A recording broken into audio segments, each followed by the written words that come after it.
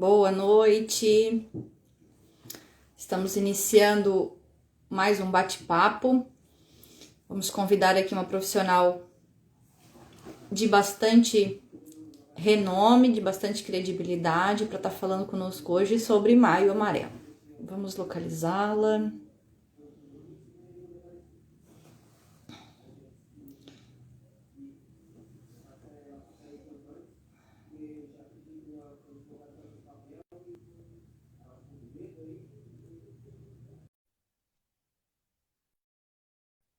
Enviamos o convite.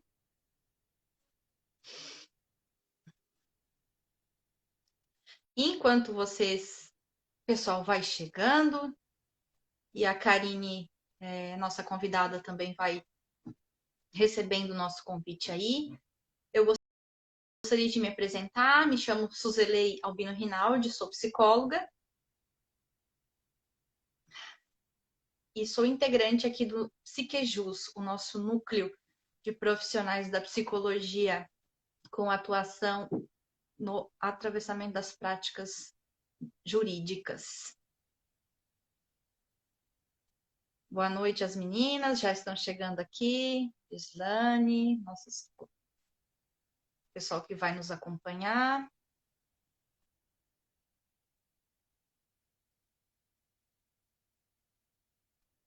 Karine, vou te mandar novamente o convite.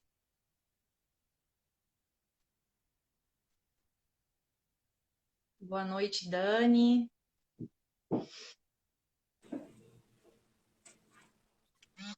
Olá, boa noite. Olá, boa noite, tudo bem? Tudo bem? Deixa eu arrumar minha câmera aqui. Tá me vendo bem? Tô. Como é que tá o áudio aí para ti? Tá tudo ótimo.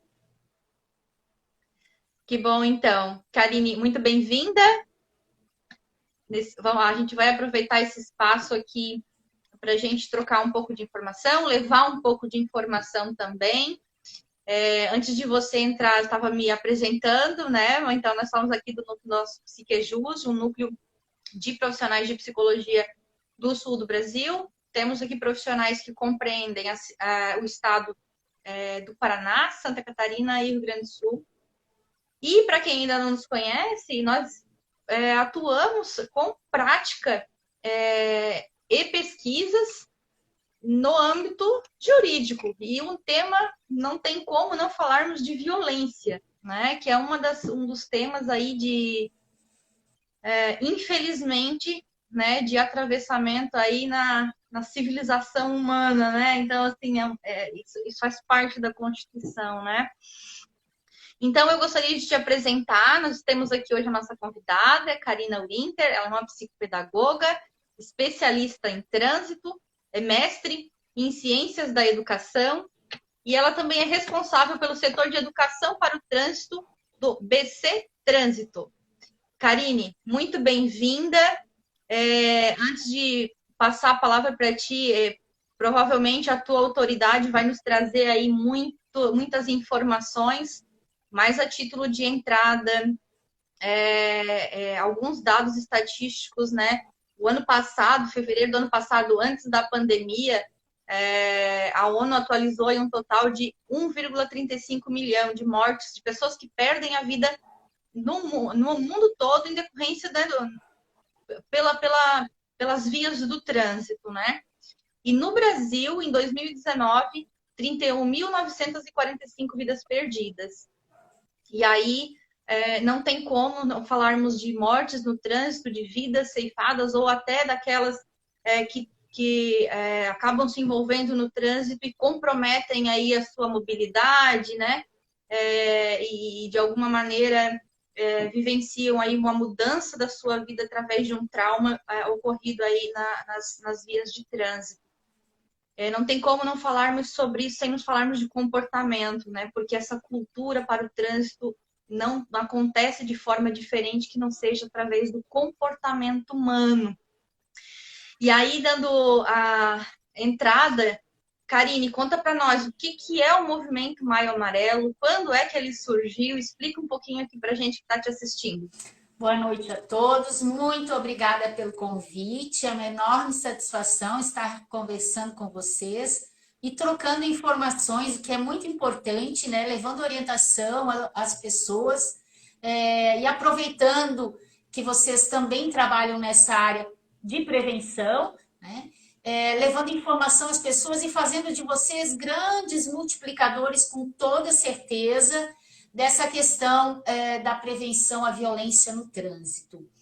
Bem, o Movimento Maio Amarelo, ele foi decretado em 2011 pela ONU, quando convencionou-se que de 2011 a 2020 nós teríamos a década de ação de ações de segurança viária.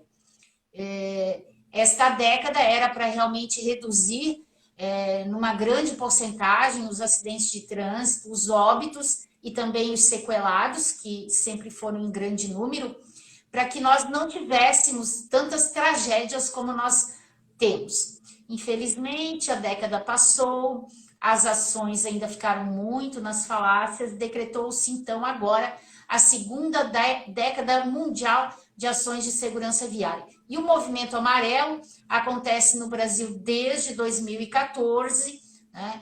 Esta já é uma edição onde as pessoas já começam a conhecer um pouquinho mais o movimento. E qual é o propósito dele? O grande objetivo desse movimento mundial é justamente trazer reflexões às pessoas, né? Trazer o tema trânsito nas conversas do dia a dia, nos grupos sociais, hoje de forma virtual, que é o que mais acontece, né? Realmente provocar as pessoas a pensarem o que eu posso fazer para melhorar o trânsito. Não num sistema macro, mas muitas vezes num sistema micro, em pequenas ações, em pequenas atitudes. Então, este é o grande objetivo, né, do movimento, provocar reflexões. E aí, por que o amarelo, né? Qual é a cor da atenção no trânsito? É justamente o amarelo. As placas de advertência para advertir são amarelas, nós temos o amarelo no semáforo, enfim, eu costumo dizer para as crianças e fazer uma analogia que é igual às bandeirinhas do salva-vida, né? Quando está vermelho não entra no mar, então quando está vermelho não segue, quando está amarelo é muita atenção, né? E assim por diante. Então, ela é uma cor que chama muita atenção. E o laço, como já é conhecido, né, de várias ações, de vários movimentos, ele vem justamente quando ele quer chamar atenção para alguma coisa. Assim como nós temos o Novembro Azul, né, o Outubro Rosa, então também o Maio Amarelo. Bem interessante, e quando você fala dos atravessadores para a violência do trânsito, né? O trânsito ele é uma extensão da nossa casa, né? Então, à medida que como nós estamos, nós levamos isso para o trânsito, né? Então, às vezes a cabeça da pessoa, enfim, a situação emocional dela, ela sai de casa e chega no trabalho, não se dá conta do trajeto, né? E nesse trajeto, o quanto de risco que tem em relação a isso, né? O quanto de risco que a pessoa pode estar correndo em relação a isso, né? E falando nesses implicadores, nessas dificuldades, falar um pouquinho da tua visão, o que tu tens observado aí do outro lado nesse cuidado com o trânsito. Quais são as maiores dificuldades que as pessoas têm enfrentado, que as cidades têm enfrentado nas questões de trânsito? O que tu tens observado aí? Bom, existe um tripé, nós chamamos um tripé que sustenta, que são os pilares da questão trânsito. Um deles é o esforço legal, então é a lei, né? Outro tripé é a engenharia, que é a questão viária mesmo, de sinalização, enfim, né? E o terceiro pilar desse tripé é a questão da educação. E eu te diria que hoje é a questão mais importante. E quando nós falamos em educação, não é aquela educação para o trânsito que vem ali da escola, que vem te ensinar, vira para a direita, vira para a esquerda, até porque nem é essa a função da educação para o trânsito para uma criança. Mas é aquela educação que a gente recebe de berço, que nós fomos educados pelos nossos pais, pelos nossos avós, pelos irmãos, tios, enfim, pelos familiares que nos ajudaram a construir e crescer o ser humano que nós somos hoje. Então, essa questão de paciência, de tolerância, né? De saber ser colaborativo, de ter empatia, que é uma palavra nova, mas que a gente já conhece desde criança, que é saber se colocar no lugar do outro. Eu acredito que esses são os pilares, vamos dizer assim, mais importantes da nossa educação emocional. Porque, como tu bem disse, às vezes você está no trânsito, mas não está presente ali. Eu costumo dizer que tem que estar de corpo, alma e coração. Independente se a tua função é como pedestre, se a tua função é como ciclista, como motorista ou passageiro. Muitas pessoas, como você falou, às vezes fazem o trajeto de casa até o trabalho e nem se dão conta por onde passaram. Porque a gente acaba entrando naquela situação do piloto automático, né? É a mesma coisa que você chegar em casa, cada vez que você vai pegar a tua chave na bolsa, você não pensa, vou pegar a chave de casa na bolsa, vou tirar, vou pegar com a mão direita, vou colocar na fechadura. A gente não pensa nisso, faz automático, né? É uma coisa tão automática, você tira a chave do bolso, coloca ali, entra, acende a luz e vai. Mais ou menos assim a gente tem se comportado no trânsito hoje, ligando o nosso piloto automático. E não é por aí, né? E por conta disso, nós observamos tantas tragédias e tanta violência no trânsito. Então, assim, o que nós mais observamos realmente é a questão da falta do equilíbrio emocional. Seja para provocar um crime de trânsito, seja para provocar uma situação, como a gente costuma dizer, de menor monta, seja para você, enfim. E eu até quero comentar uma situação que aconteceu comigo na semana passada. Eu estava indo para o trabalho, eu entrei às 7 da manhã em alguns dias, então devia ser umas 20 para as 7, mais ou menos, e eu passava numa via aqui de Balneário Camboriú com 4 pistas. E eu sempre digo, fui iluminada na hora para não pegar a pista da esquerda, porque eu observei e vi 2 rapazes correndo na direção contrária dos veículos. E simplesmente um deles foi atropelado pelo veículo que estava praticamente à minha frente. E depois, buscando saber o que aconteceu, essa pessoa estava em surto psicótico. Estava correndo com uma barra de ferro atrás de outras pessoas que estavam no ponto de ônibus e um deles estava fugindo. Então, assim, as doenças emocionais, não só para aquele que está, vamos dizer assim, saudável emocionalmente, mas as outras doenças emocionais e psiquiátricas e psicológicas também influenciam muitas vezes no trânsito. E aí acabam acontecendo as tragédias. Então, essa questão de equilíbrio emocional, de estar saudável, física e mentalmente, é muito importante, seja você pedestre, ciclista, motociclista, motorista, passageiro, enfim. Hoje, o que a gente mais observa realmente é esta falta de equilíbrio emocional. E aí a gente se deparou com um ano muito desafiador, que foi a pandemia também, e que põe em evidência e em risco também a saúde, né? Tá testando a nossa sanidade, né? Nosso equilíbrio de todas as maneiras, né? Além de enfrentar aí uma questão de medo em relação à exposição ao vírus, mas também lutos frequentes em relação a perdas de pessoas queridas. E aí os profissionais de saúde também super, hiper, né, sobrecarregados. Como é que vocês têm observado? Tem havido alguma diferença nessa questão do impacto emocional correlacionado aos acidentes de trânsito na pandemia? Ou não se percebeu um movimento aí nessa estatística? Percebe-se sim.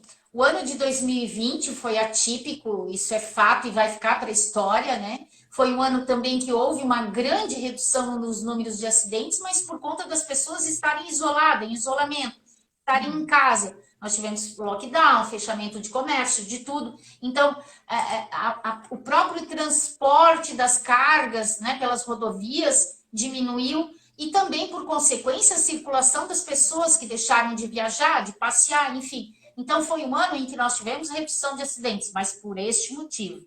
Agora, 2021 veio com tudo. Veio com tudo. Nós estamos com números muito altos.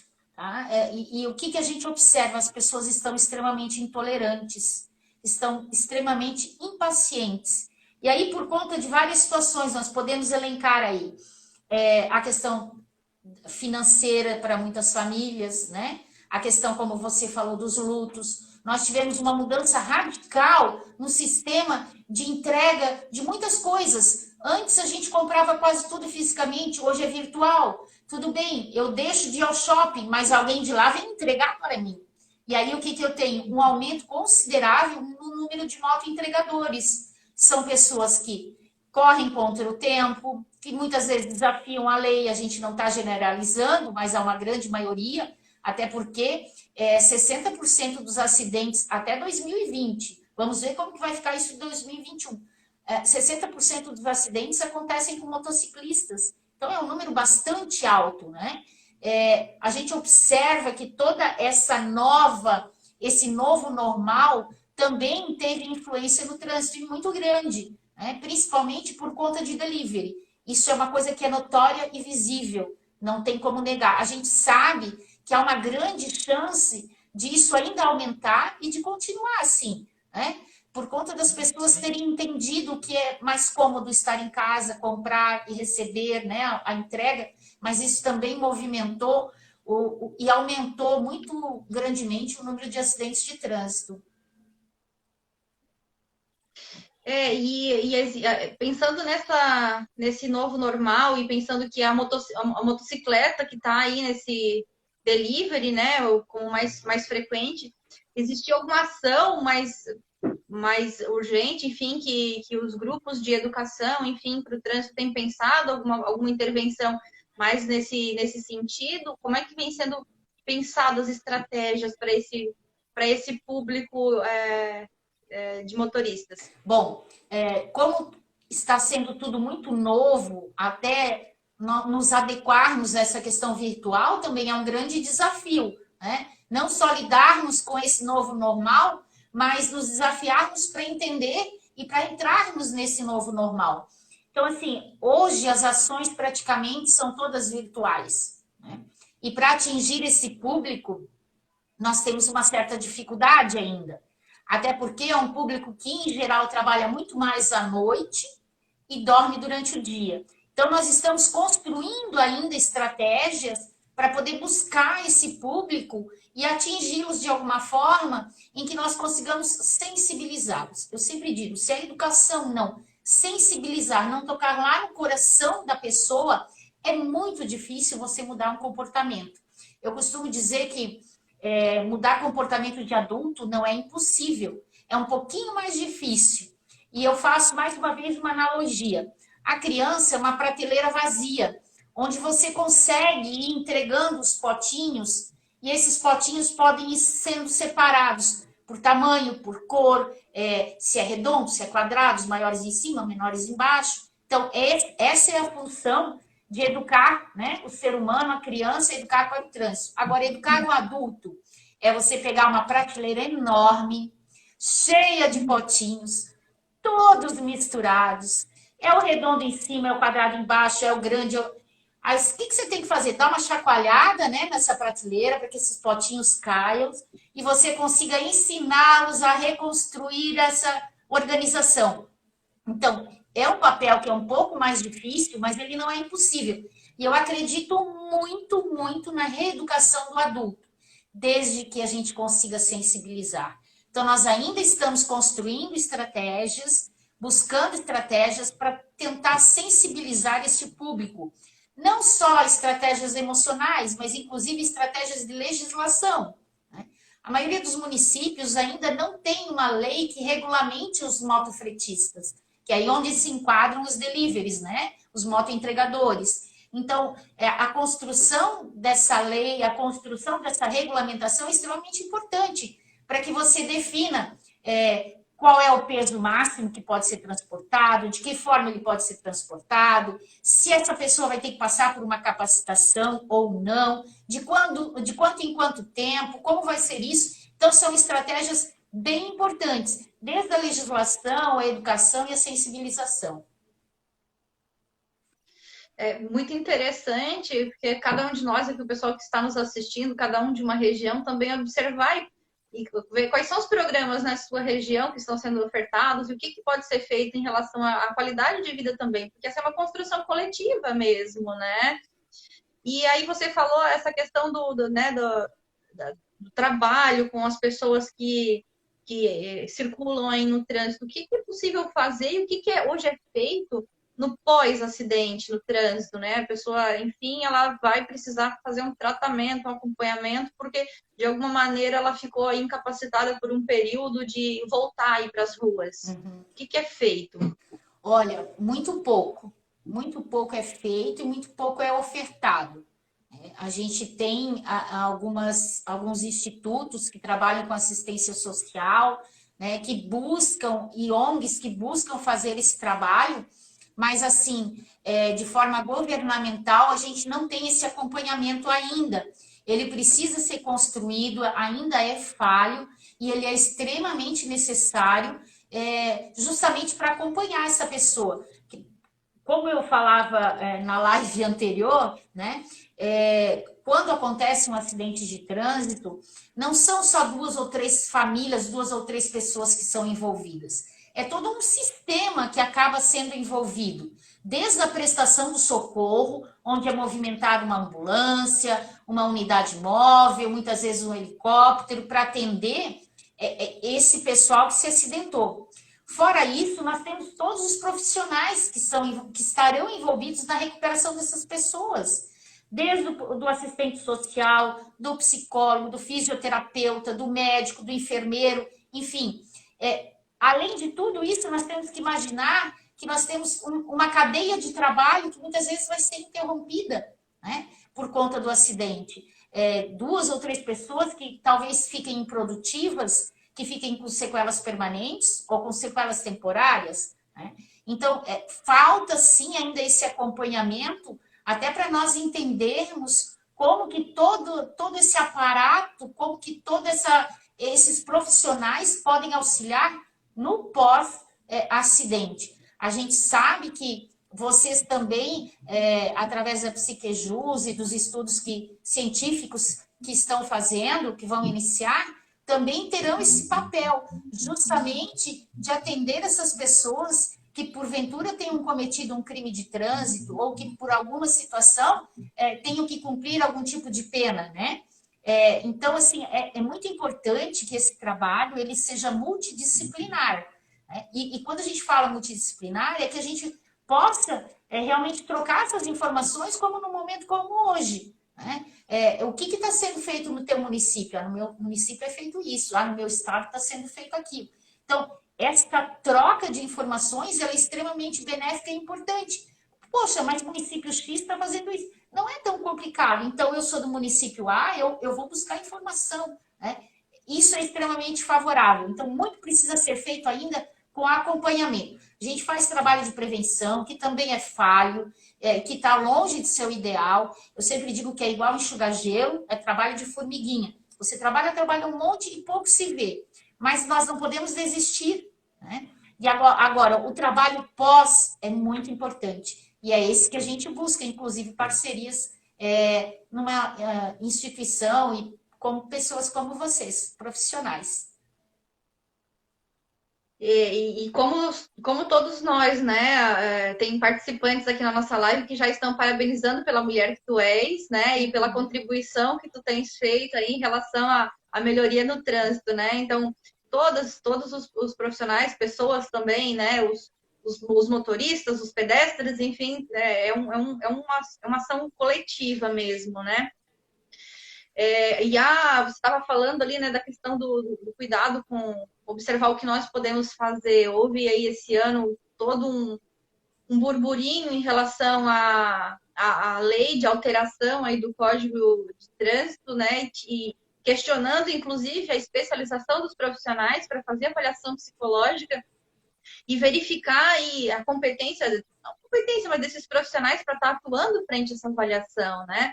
Felizmente, foi mantida aí a especialização dos profissionais, aí, falando especificamente da psicologia, para ofertar qualidade nessas avaliações dessas pessoas que estarão aí com a carta para dirigir, né? E um dos pontos também nos preocupa, né, que a habilitação passou para 10 anos, então essa avaliação vai ser feita a cada 10 anos, né? Então, assim, há necessidade, sim, de muitos e muitos programas neste meio tempo, nesse caminho, né, de acompanhamento dessa questão, porque muitos fatores de saúde mental acontecem entre 10 anos, né? Um ano de Covid são muitas coisas que aconteceram para a gente imaginar que uma avaliação, uma reciclagem, uma coisa nesse sentido, faça necessário apenas de 10 em 10 anos, né? E uma das contribuições até da avaliação psicológica é identificar, né, como que está a condição emocional dessa pessoa para para tirar uma carta, né? E é muito conhecida de profissionais que trabalham na área, que já relataram, inclusive, né, a necessidade de dar uma negativa na emissão da carta, justamente pela presença de alguma síndrome, de algum transtorno, de algum sofrimento emocional que naquele momento, né, não está apto para receber uma carta. Isso não quer dizer que daqui a pouco não esteja, né? Então, o quanto cuidado com a saúde precisa ter. E daí eu queria ouvir de ti, né, em relação a esses transtornos, a essas questões emocionais, há aí um estudo, um levantamento do que mais tem aparecido em relação ao motivador emocional para o acidente de trânsito? O que vocês têm percebido? Primeiramente, eu gostaria de me manifestar em relação à mudança que a gente teve agora no último dia 12 de abril, né, em relação a essas questões de aumento de prazo de validade de CNH, aumento de pontuação, né, o que, na minha opinião, é um grande retrocesso. Acho que uma das únicas coisas benéficas que nós tivemos nessa mudança da lei foi a questão de observar, né, a criança e perceber, né, ter a percepção de que 10 anos é a idade mínima para que ela seja garupa de uma moto. A questão... desculpa, me falhou agora a memória, mas o outro ponto positivo é a questão do toxicológico. A cada 2 anos e meio. E aí eu questiono, por que não a cada 2 anos e meio uma avaliação psicológica? Né? Porque em 2 anos e meio a tua vida pode mudar, dar voltas e voltas na Terra, né? Como a gente costuma dizer. Então, assim, a avaliação psicológica a cada 2 anos e meio, junto com o toxicológico, por exemplo, seria o mínimo para que você tivesse condições, né, de avaliar e de colocar no trânsito, de permitir, de dar esta concessão da carta ou da habilitação, para essa pessoa poder circular no trânsito com o mínimo de condições. Né? A gente sabe que o nosso país é um dos processos mais rápidos para você adquirir uma primeira habilitação, enquanto nós temos países aí em que o cidadão é avaliado durante meses, inclusive anos. Aqui a questão da avaliação é, infelizmente, o mínimo que vocês conseguem fazer dentro de um período ali de 1 hora, de 2 horas, né? Então, ainda nós precisamos lutar por isso. E aí eu acredito que um grupo como o de vocês tem uma força muito grande, né? E acho que no caminhar vão descobrir a força toda que vocês têm para buscar também essas modificações e para estar correndo, né, atrás das pessoas que possam nos dar essa perspectiva de mudança. Mas falando em relação à questão do que eu mais vejo como fator motivador, ainda a questão do desvio de comportamento, né? A impaciência e a intolerância. É incrível como nós achávamos que a pandemia nos traria um pouco mais de comportamento centrado. Não, agora eu vou entender um pouco melhor o outro, porque a gente passou por uma situação tão complicada, né? Início de pandemia, mudança radical de vida, né?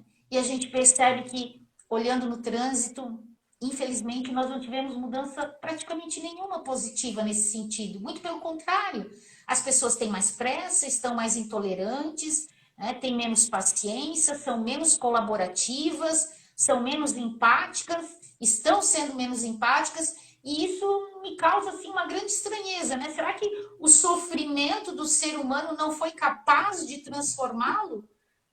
É algo que a gente se questiona muito. Então, fica aqui também a minha solidariedade a vocês, psicólogos que são peritos, e que a gente sabe que existem muitos que devem estar nos assistindo, em relação à questão da avaliação psicológica, que é de fundamental importância hoje para você poder conceder a habilitação para alguém estar no trânsito.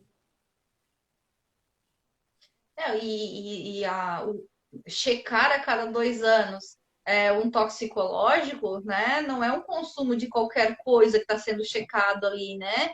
É uma substância que traz uma alteração neurológica, comportamental, enfim, aliado aos diversos outros fatores estressores daquele trabalho que a pessoa está executando, né? Que também é um potencializador.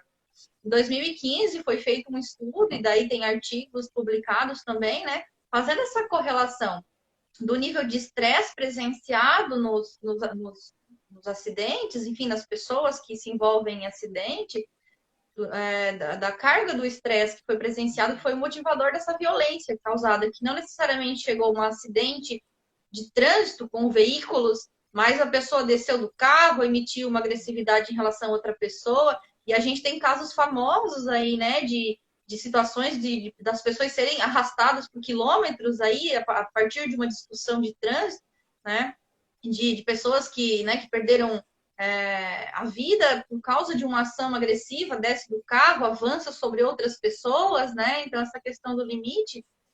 Então, tem estudos, inclusive, do fator da agressão, de todo o ambiente estressor, mas também aqui nesse artigo especificamente, fala do trabalho, da profissão de motorista, dessa carga de estresse que já vem a própria atividade, por cumprimento de prazos, por estar constantemente na estrada, onde o trabalho se faz entre um ponto e outro, né? O quanto essa agressividade está presente também, né? E a intolerância mesmo, que é isso que você falou, né? E nesse sentido, a gente observa pela experiência que tem de alguns anos trabalhando nos cursos especializados. O que são esses cursos especializados?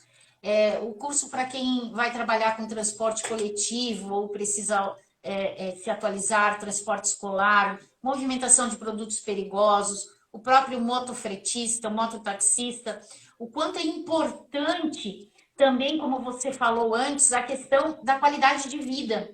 E a gente percebe na fala dessas pessoas que trabalham diretamente com o trânsito, no transporte, seja de pessoas ou de cargas, o quanto é importante o acolhimento emocional. É tão interessante que eu vou falar especificamente aí de uma classe que foi muito marginalizada no início e que hoje já está conseguiu seu lugar na sociedade, porém, por conta de outras modernidades, está deixando de atuar, que é o mototaxista, transporte de pessoas em motocicletas. Então, assim, a motocicleta é um veículo mais ágil, porém é extremamente perigoso, porque você não tem, né, a lata te protegendo, vamos dizer assim, do carro, né, não tem armação, você é o seu próprio para-choque, enfim. E aí a gente tem condutores que estão estressados, que excedem limites de velocidade, que passam pelo corredor, enfim. Mas o quanto é importante você acolhê-los emocionalmente. Quando você entende o que eles fazem, a gente não pode generalizar nunca, porque existem excelentes profissionais. Quando você consegue sensibilizar, tocar, trocar uma informação, ouvi-los, isso parece assim que desaba o estresse que foi construído até aquele momento. É muito interessante. Então, esse acolhimento emocional, também eu acredito que seja um papel muito grande de vocês, psicólogos, também, não só na avaliação, mas até no pós-acidente de trânsito, que são os profissionais adequados, né? Claro que é disciplinar, todo mundo tem que acolher emocionalmente, mas vocês estudaram para isso, vocês conseguem entender melhor aquele ser humano que está ali. Então, assim, é algo que é muito importante, é um trabalho que precisa ser feito, e como ele é interessante. O acolhimento emocional, eu sempre digo que no trânsito é tudo. Não importa quem tem razão, importa é manter a segurança. Né? Muitas vezes, o cara te fechou, tudo bem, mas você não sabe qual é o motivo. Claro que isso não dá margem para ele fazer o que ele quiser, né? Mas você não sabe o que ele está passando, você não sabe se ele está vindo de uma emergência, se ele não está legal naquele dia, sabe? Essa questão de viver em coletividade eu achei que nós teríamos isso mais presente depois da pandemia, mas infelizmente eu percebo dia a dia que não aconteceu ainda. E há alguns anos eu trabalho também no organizacional, você me fez recordar o quanto os profissionais que estão no grupo da frente de trabalho de motoristas dentro de uma empresa, lá no setor de distribuição de cargas, de entregas, enfim, olhar para essa questão também e falar sobre saúde mental, saúde emocional, verificar, né, se a pessoa ela se encontra em condições também de fazer um bom transporte, né, de estar equilibrado, ou precisar às vezes de um tempo, não, olha, vamos fazer uma troca, enfim, não necessariamente pegar a estrada desestabilizado ou com algum tipo de sofrimento mais latente ali, né? Então, essa preocupação também de estar olhando para isso, né? Sim, e não só para esse profissional que vai estar na boleia, né? Vai estar atrás da direção veicular. Mas a gente tem também outra classe que é muito importante e que está no estresse do trânsito dia a dia. Vamos falar dos agentes fiscalizadores, né? Aí nós temos o agente de trânsito, o policial rodoviário federal, estadual, enfim, a gente tem muitas forças de segurança que estão ali na linha de frente, muitas vezes tratando dos problemas emocionais dos outros, né? Vivendo o trânsito que é extremamente dinâmico, que muda a cada dia, e são pessoas que também precisam desse acolhimento emocional, né? Esse profissional precisa ser acolhido emocionalmente, né? Ele precisa ter também essa equipe multidisciplinar, e a gente sabe que na maioria das vezes não é assim, infelizmente. Muito espaço para muito espaço para discussão mesmo, muito espaço para integração e construção de novas práticas mesmo, né? Então, eu fico imensamente feliz de estarmos discutindo esse assunto aqui, justamente porque é um dos espaços de fazer saber, inclusive, dos profissionais que estão nos assistindo, da população em geral também, né?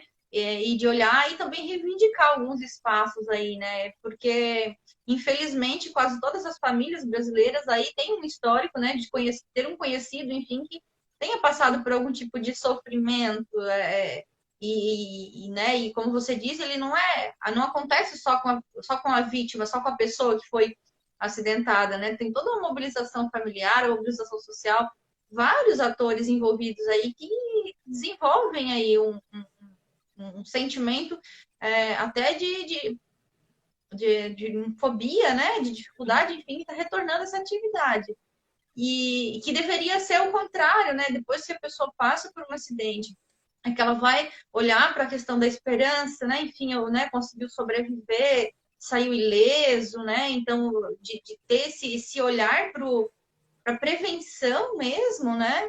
E a gente deveria fazer esse olhar inverso, né? Então, antes mesmo de acontecer esse acidente, cuidar um pouco mais da nossa vida, da nossa condição emocional frente a um volante, e não, né? A gente agradecer só depois também as condições que a gente tem, vamos utilizar o veículo como fonte de poder, né? Eu sempre costumo dizer, principalmente aos condutores, né? Sempre pare e pense, eu estou bem para dirigir hoje? Né? Eu estou bem para ir para o trânsito hoje? Se a tua resposta for não, certamente não assuma o volante. Da mesma forma, o pedestre. Eu estou bem para andar hoje, eu sei qual é o caminho que eu vou fazer, eu vou traçar o meu trajeto para tentar evitar os pontos de maior gargalo, em que eu possa ter maior insegurança, eu vou pelos lugares mais seguros, eu penso nisso. Em geral, a gente não está presente, né? A gente não está pensando em circular no trânsito. O que acontece? Muitas vezes o condutor, e aí talvez alguns até se identifiquem, eu moro longe do meu trabalho, então eu vou levar uma mochila com roupa, com escova de dente, de cabelo, com maquiagem. Aí eu paro no semáforo, o semáforo está fechado, vai demorar, o que eu faço? Eu vou aproveitar para olhar como é que está a minha sobrancelha, né? Eu vou passar um batom, ou eu vou comer alguma coisa rapidamente. Quer dizer, primeiro que a gente transporta ali para dentro do carro a nossa casa praticamente, né? É uma extensão. Tanto é que, para muitos, o carro não é só a extensão da casa, mas é a extensão do seu corpo. E costumam dizer, poxa vida, bateram em mim. Como assim bateram em você? Te machucaram? Não, não, bateram no meu carro. É uma paixão tão grande do brasileiro pelo veículo que a gente costuma muitas vezes, né, transbordar isso e além. Então, o carro é uma extensão do meu corpo, mas como assim? Ele é um objeto que está a teu serviço. Né? Mas, enfim, muitas vezes a gente não está presente só na direção veicular quando está dentro do carro, a gente acaba fazendo multitarefas. Né? Segundo, eu estou a pé, né? Aí eu levo a minha mochila com as minhas coisas, eu coloco o celular no bolso, vou com fone, né? Não tem nada que proíba, mas não é aconselhável, você não consegue. Ah, mas eu coloco baixinho, mas você não vai ouvir todos os sinais que sonoros que vão ter ao teu redor. Sem contar que você vai estar com a tua atenção, não estará focada naquilo que você está fazendo, que é caminhar. Então, assim, as pessoas não têm esse comprometimento de estarem presentes realmente no trânsito. E aí, isto também acaba gerando uma desatenção, a gente sai do foco. E quando você sai do foco, você também acaba estando muito mais exposto às questões, né, de acidentes, de violência, de confusões, de mal entendidos. Quantas vezes as pessoas, poxa, eu te fechei, ah, mas eu nem te vi. Quer dizer, muitas vezes não está nem focado. E aí nós temos hoje o celular, que é uma grande, vamos dizer assim, um grande problema. A tecnologia, ela vem para nos auxiliar, extremamente positiva, mas ela também tem o seu lado não tão bom, né? Que as pessoas têm essa dificuldade de não largar o celular, inclusive dentro do carro. E aí, para alguns, eu costumo dizer, coloca lá no porta-malas. Se você deixar no banco de trás, vai tocar, o que você vai fazer? Você vai se esticar todo para tentar pegar. Você não vai deixar tocando, até por questão de curiosidade, necessidade, enfim. Então, esconde, mas bem escondidinho para não ter acesso. Então, assim, vários fatores que muitas vezes nos fazem não estarmos tão presentes no trânsito como nós deveríamos. Não, é uma riqueza de informações que, como eu disse, a gente está no piloto automático, no volante, não se dá conta de uma série de fatores e que a gente está trazendo e discutindo aqui, coisas que são tão comuns, mas que parece que são tão esquecidas, fica tão automático que passa desapercebido mesmo, né? E, Karine, a gente estava conversando aí durante a semana sobre as causas de acidente no Brasil, você disse que são diversas, mas será que você consegue trazer aí 2 ou 3 causas mais que estão mais no ranking para que a gente possa, de novo, assim, né, perceber algo que está tão claro na nossa frente? Bom, primeiro, e esse ganha assim de lavada, é a questão do excesso de velocidade, né? Isso não só nas vias urbanas, como também nas rodovias. É o famoso pezinho pesado. As pessoas que saem atrasadas de casa ou que acham que o seu carro é mais potente que o outro. É tão interessante que as pessoas têm essa visão, né, de que quanto maior for o teu carro, mais potente ele é, melhor você é. É interessante como isso impera. E a gente vê isso também nas rodovias, né? As pessoas vêm com aquele carro, você está na pista da esquerda para ultrapassar alguém, as pessoas vêm já te dando sinal de luz, né? Como se você tivesse a obrigação, vai ligeiro que eu quero passar. Então, o excesso de velocidade hoje ganha assim de lavada, até porque o excesso de velocidade provoca vários outros tipos de acidente. São as ultrapassagens, né? É quando você acaba tendo que apertar mais o tempo e acelerar mais, né? E aí falando também das rodovias, né, das vias urbanas, perdão, quando você não para na faixa porque não dá tempo, mas não dava tempo, o carro que vinha atrás estava colado. Né? Então, você tem que estar sempre de olho em tudo que acontece ao seu redor. O carro de trás tem que deixar uma distância de segurança. E eu costumo falar que existe a regra dos 5 segundos, né? Você dirige olhando para frente 5 segundos. Após isso, você tem que olhar o retrovisor externo direito, né, o interno e o esquerdo, para você saber o que acontece ao teu redor. Então, assim, dirigir te exige um foco e uma atenção extremamente grande. Né? E o excesso de velocidade, infelizmente, hoje é a maior causa de acidentes. Aí depois a gente tem o álcool em direção, que também, com certeza, para vocês acabará sendo, né, dentro dessa questão da psicologia forense, né, acabará sendo um dos grandes motivos, né, dos acompanhamentos, enfim, do trabalho que vocês farão, porque ainda está muito presente, apesar de nós termos a lei seca já há muitos anos, né, de seca, infelizmente, ela ainda não tem nada. As pessoas ainda não criaram a cultura, né, de buscar um táxi. Hoje a gente tem um aplicativo que facilita bastante, mas tem pessoas que, não, eu estou bem, deixa que eu estou bem para dirigir. Aí eu fico melhor quando eu tomo 3 latinhas. Gente, ninguém fica melhor, né, quando já tem o seu estado alterado, né, o seu estado físico alterado. Então, álcool e direção ainda é uma situação que é muito, muito, muito frequente. Não, e uma coisa diferente entre eu tomar uma latinha ou duas, eu me sentir mais leve, melhor, um pouco menos de carga de cansaço do meu trabalho. Isso não quer dizer que eu estou bem para dirigir, né? Uma coisa não elimina a outra, né? A pessoa pode ter aí um relaxamento do estresse, do cansaço do trabalho que saiu, né? Mas isso não quer dizer que essas condições são as positivas para o trabalho, né? Uma interpretação e de novo, né? O carro, a extensão do corpo, eu me sinto bem, logo, né? Também o ambiente do carro vai estar bem, né? E na verdade não, né? São duas condições de regras diferentes, né? Ele sai de um ambiente de trabalho com regras específicas, para o consumo de bebida com regras específicas e para o hábito da mobilidade, da condução de um veículo com outras regras específicas. E elas não se combinam entre si, elas são divergentes, Com né? certeza. E é tão interessante que algumas pessoas até dizem assim: ah, depois que eu tomei um X de quantidade alcoólica, eu até dirijo mais devagar. Então, assim, como você disse, uma coisa independe da outra, né? Não é porque você dirige mais devagar que você vai ter tanta percepção, que você vai ter foco. Quer dizer, você está alterado, não adianta, né? Então, não tem justificativa para beber e dirigir. São coisas incompatíveis, que não funcionam. E, assim, aquele jargão já é tão batido, né? E que se beber, não dirija.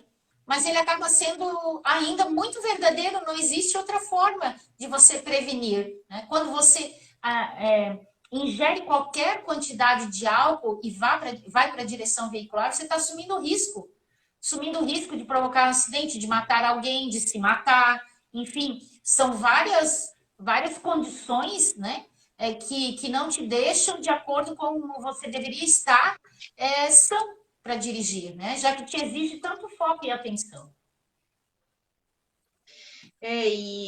Infelizmente, a quantidade de mortes que acontecem, de acidentes que acontecem, é uma pandemia mesmo, né? E o vídeo que o Maio Amarelo, que o movimento desse ano está fazendo, ele é maravilhoso, né? Ele traz uma mensagem muito importante, muito impactante, né? E que justamente diz, né, por ser uma pandemia, a única vacina disponível é a nossa atitude, né? A única vacina capaz de prevenir os acidentes é a nossa atitude, o quanto nós precisamos estar atentos, lúcidos, né? E conscientes da nossa responsabilidade. Índices de acidente de trânsito, parte disso, sim, a legislação, como nós falamos, né? Condições físicas, estruturais dessas rodovias de proporcionar um trajeto seguro. Mas, com certeza, a maior parte da responsabilidade é o nosso comportamento. Não tem como cobrarmos uma conduta segura, um transporte, vias seguras, se nós, condutores, motoristas, nós que temos a carta na mão para dirigir, não temos o comportamento seguro, não tem legislação, não tem via bem estruturada, sinalizada e toda a infraestrutura que dê conta, né? Então, parte principalmente da nossa responsabilidade mesmo, né? E um alerta que a gente fica muito preocupado em relação à questão da pandemia, como se modificou, inclusive, os métodos de trabalho, muitas pessoas trabalhando em casa, acumulando funções, ficam, às vezes, o dia todo com múltiplas atividades e responsabilidades, daí, no final do dia, às vezes, vai sair para ir no supermercado, fazer qualquer coisa, enfim, cansado, né? Muito mais tenso, muito mais sobrecarregado, e o perigo é maior, às vezes, né? Porque não fez aquela pausa de desligar e se colocar, avaliar mesmo se está em condições emocionais de dirigir, né? E é tão interessante porque mesmo a gente tendo uma grande parcela das pessoas trabalhando em home office, ou seja, não se deslocando, né? Ou seja, de alguma forma se preservando em relação aos acidentes de trânsito, mesmo assim estamos tendo um grande aumento desses acidentes. E aí, por conta justamente dessas questões emocionais, como a gente já falou, né? Eu acredito que 90 a 95% dos acidentes têm como causa a falha humana. Eu deixaria os outros 5, 10% para a questão da engenharia, né? E pela questão da legislação, mas mesmo assim a falha mecânica ainda é muito pequena, porque se alguém deixou de fazer uma manutenção ou se teve uma falha mecânica que provocou o acidente, alguém falhou.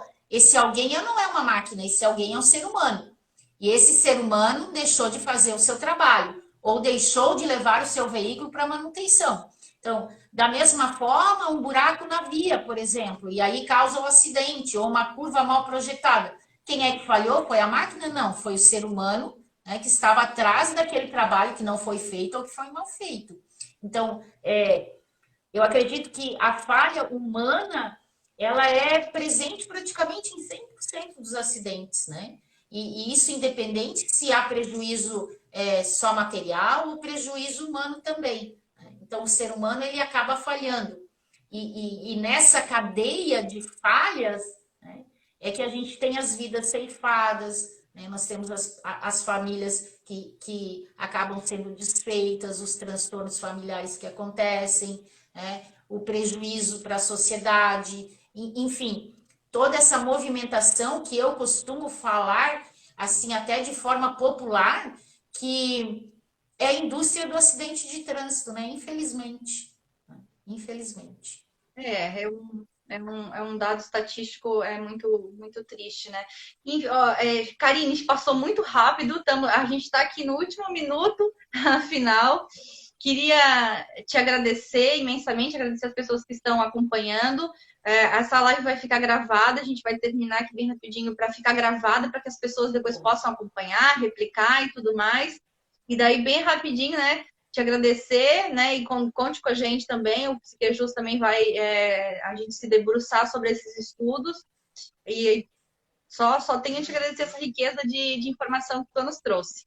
Imagina, eu que agradeço a vocês, é um imenso prazer. Me coloco à disposição. Tenho muito material bibliográfico também, se de repente alguém precisar para estudo científico, faça contato comigo, a gente vê uma forma de estar disponibilizando para vocês, tá? E quero imensamente agradecer essa troca de informações e ficar à disposição. Um forte abraço a todos.